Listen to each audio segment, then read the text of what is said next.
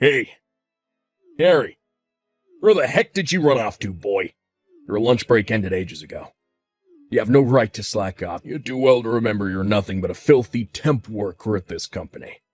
If it were up to me, you'd be working straight through your lunch break, you damn moron. Hey, Dick. I'm out doing door-to-door sales with Greg, the sales manager today. Huh? With Greg? Thought it was weird when I couldn't find him. Tell me he's with you. He's away picking up the car from the mechanics right now, but I can pass on a message if you want to leave one with me. I ain't got jack to say to you, boy. Damn it, I'm pissed. I thought I was going to be able to force you to do all my work without that loudmouth Greg around. I can't freaking believe you're out doing the rounds with him. Looks like he's back. Just pulling in now. What? You better not tell him about what I just said. This conversation stays between me and you, boy, or are we clear? Good morning, Dick. Hate to have to message you like this, but can I ask why there's a massive pile of documents you were supposed to take care of on my desk? I wouldn't be opposed to helping you out with a few pages here and there if you actually asked me, but this is going too far. Oh, that? I was going to ask you yesterday. You went straight home after your sales calls and I didn't get a chance. I couldn't be bothered to message you, so I just left them piled up on your desk. I see. Anyway, where are you today? Me?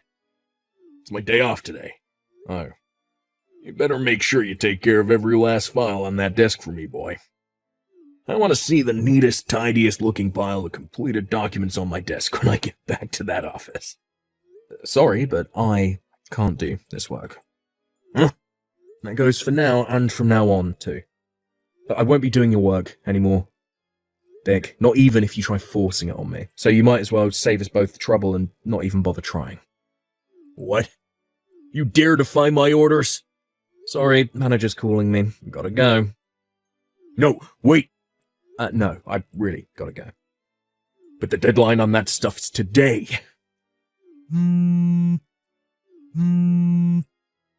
Answer your goddamn phone, boy. I'm a full-time employee at this company, you damn temp piece of crap.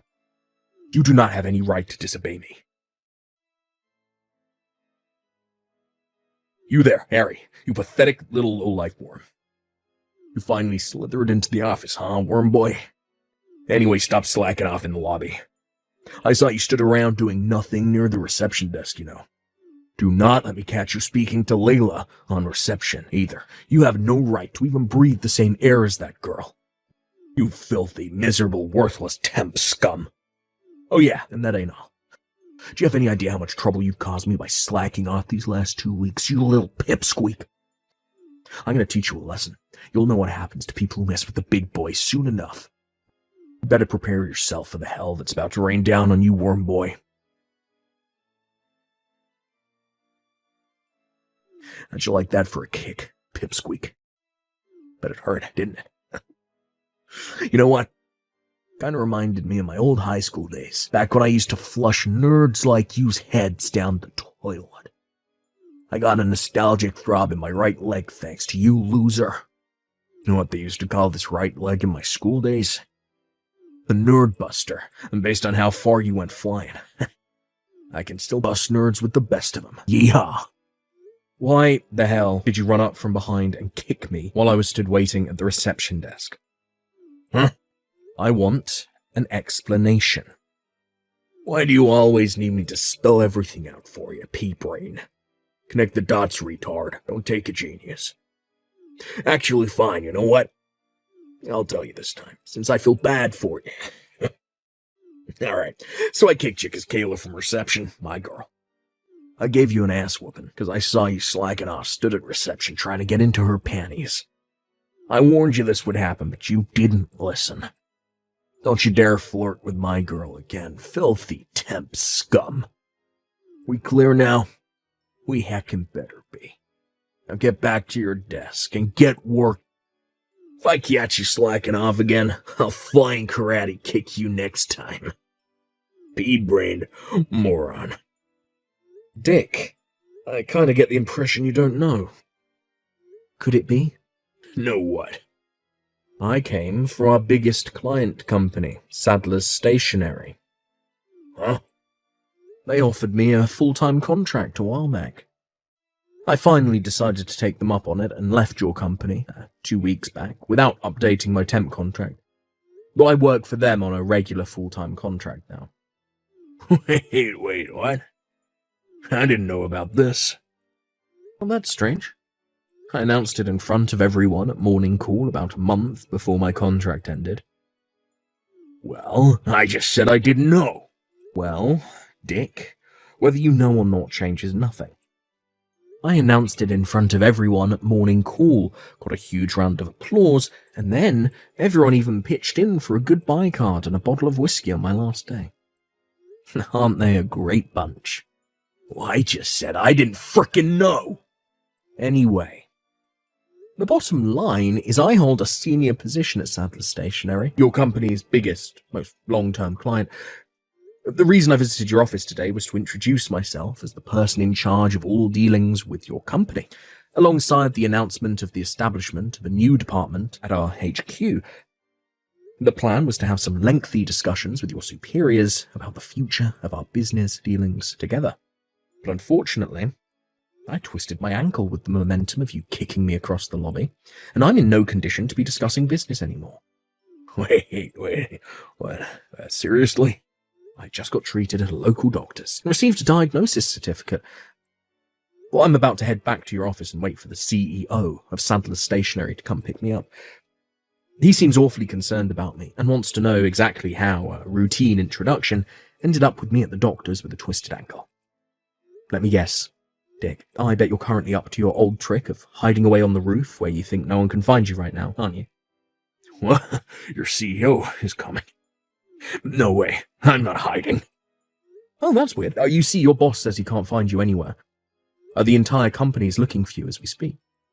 Based on what my contacts tell me, it's chaos. Oh my god, are you serious? Oh, this is bad. Real bad. Adam, our company's CEO would like to ask you a couple of questions. We have to get to the bottom of exactly what happened in that lobby and find out what possessed you to kick me so hard I went flying across the room. Naturally, I told him there's a 90% chance you took the key to the roof, which is supposed to be out of bounds, from the caretaker's office, and are currently hiding up there like you always do when you don't feel like working. How the heck do you know about the roof? Oh, I wonder. I can hear footsteps. Someone's coming up the staircase. Listen, Dick, the best thing you can do here is to accept your fate and do as the cops tell you. I don't need to tell you how trigger-happy they can get with people dumb enough to resist arrest, do I?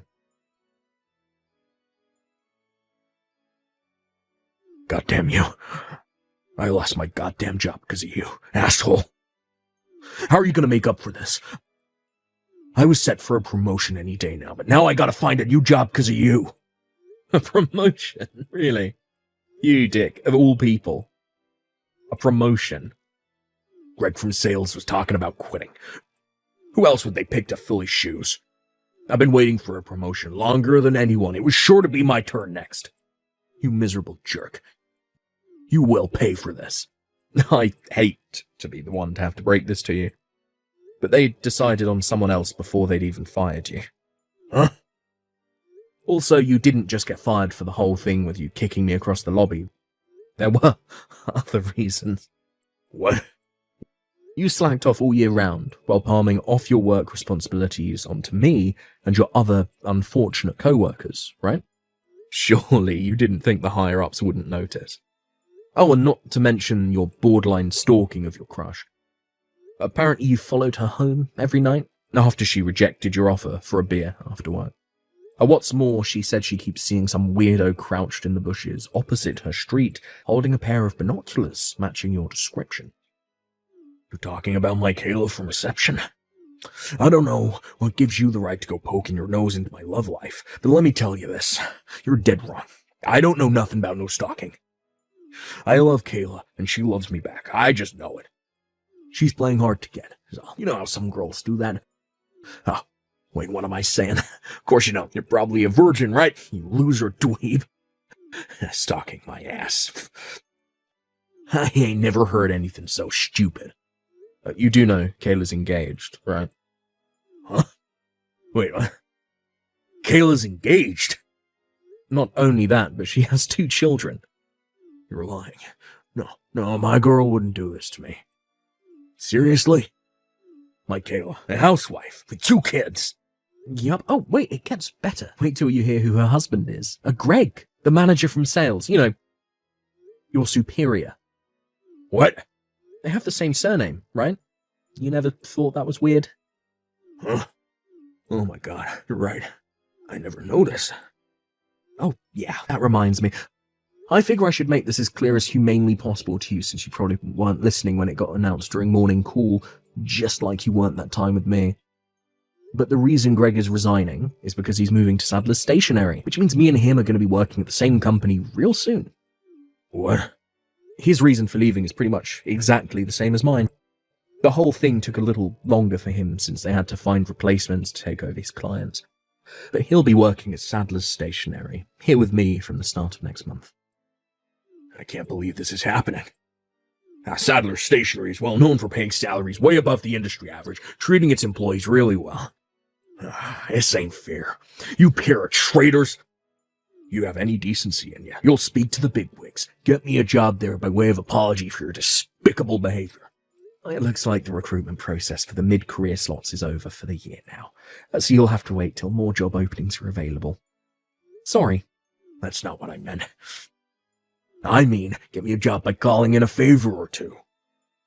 Well, it's funny you should say that. Well, speaking of pulling in favors, you got your job there through a good word from your uncle who works as head of human resources, right? How'd you know that? Anyway, so what if I did? I heard some of the responsibility for your violent outburst in the lobby got pinned on him, and he got demoted. What? I'm not saying it's necessarily always a bad thing for people to get jobs through personal connections, and if we're honest, that's just how the world works. But in your case, you used your uncle's influence within the company, and the fact that he protected you whenever anyone questioned your behavior as an excuse to do whatever the hell you wanted, and treat everyone like crap. This is what you get for abusing and taking advantage of his trust and good nature. You deserve everything you got. Goddamn you. Anyway, think about it. There's no way what you're asking for would ever happen. Surely you don't actually think Sadler's Stationery are the kind of company to employ people with proven track records of violent outbursts against its employees? I wouldn't put in a good word for you if you paid me $1 million. Then what the hell am I supposed to do? I just got fired, moron. Do you even understand how serious my situation is right now? I'd say I've got a pretty good idea, actually. I'm pleased you at least realize how deep in the shit you are. My advice? Start job hunting soon. Don't you think it's a little weird that of all the people in the world, I'm the one you're asking for help? Job hunting is such a pain in the ass.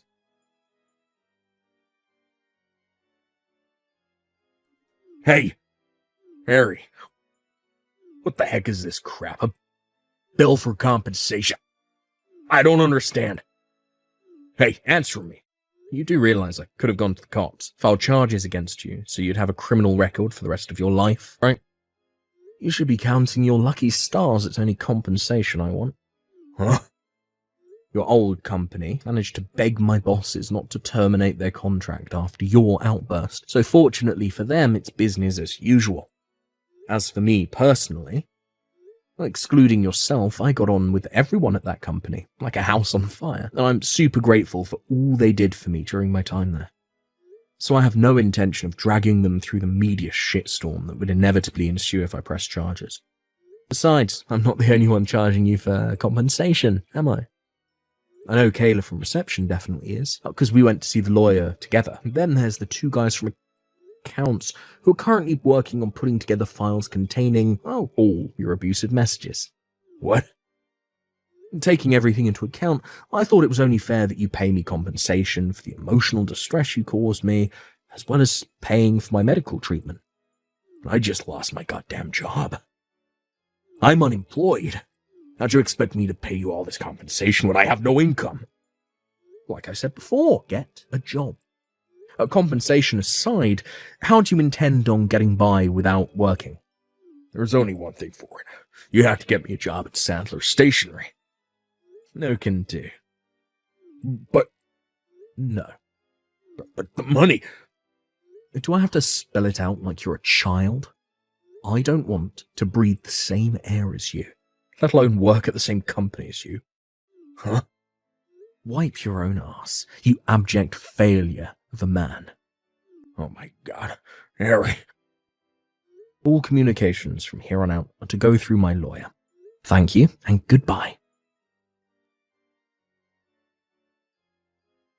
Dick eventually came up with my compensation money by knocking on his parents' door, who live way out in the countryside, and begging on his knees in floods of tears. Apparently, they were forced to sell their house to get their wayward son out of the catastrophic mess he had gotten himself into. Dick, being his naive old self, mistakenly thought that meant he was out of the woods.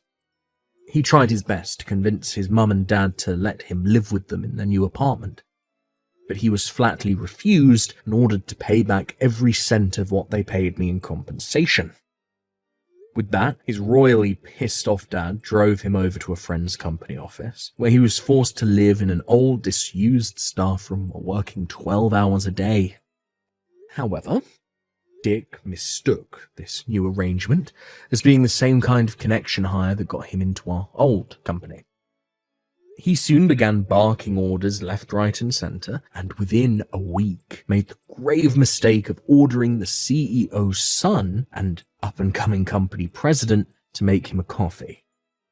With that, he was savagely dressed down in front of all 50 employees during the morning team meeting. He now spends his days on the verge of tears, being shouted at relentlessly by a boss half his age.